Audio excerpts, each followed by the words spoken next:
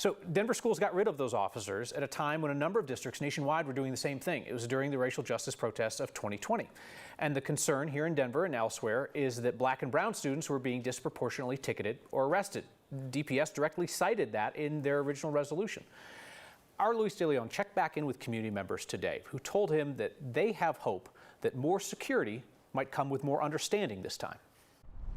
The situation at East High Wednesday brought out all sorts of emotions. For Milo Marquez, guilt because we could have solved some of these problems earlier. We haven't done that. His involvement with Denver Public Schools spans generations, and as an alum himself, he now chairs the Latino Education Coalition. We feel that policing shouldn't be the only solution. He says the coalition supports the move for more armed officers in schools, but not without acknowledgement. We want to make sure that the folks that are in the schools that are working with them, police officers, SROs, have the training necessary to understand the trauma that our community has faced historically by the targeting of our students. That sentiment is part of what led to the district choosing to transition away from SROs in 2020. Back then, it was based on data showing that the majority of DPS students ticketed or arrested were black and Latino between the ages of 10 and 15.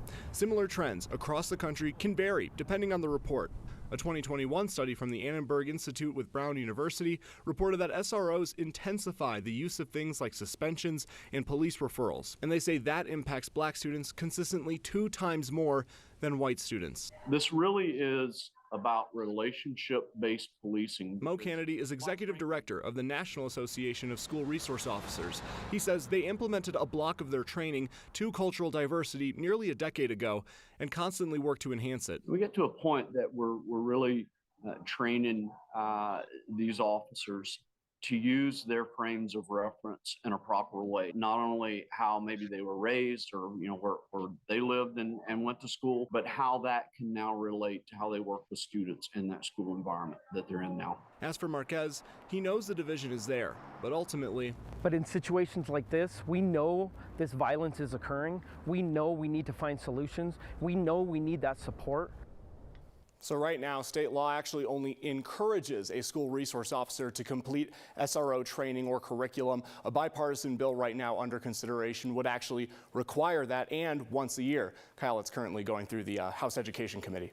Some of this, Luis, seems like it's also about the expectations that a community puts on an SRO.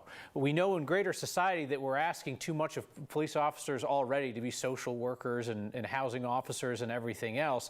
Just putting an SRO in a school is not necessarily going to help kids with a mental health issue. Might be able to do all kinds of other things. And to that end, Marquez adds that he believes that more of the nonprofit organizations that are actually already establishing some of the relationships with these kids that come from all types of backgrounds, they should be the ones also having a hand at helping out the SROs kind of, establish those relationships, forward the work. It'll be interesting to see how this goes. Appreciate it. Thank you, Luis.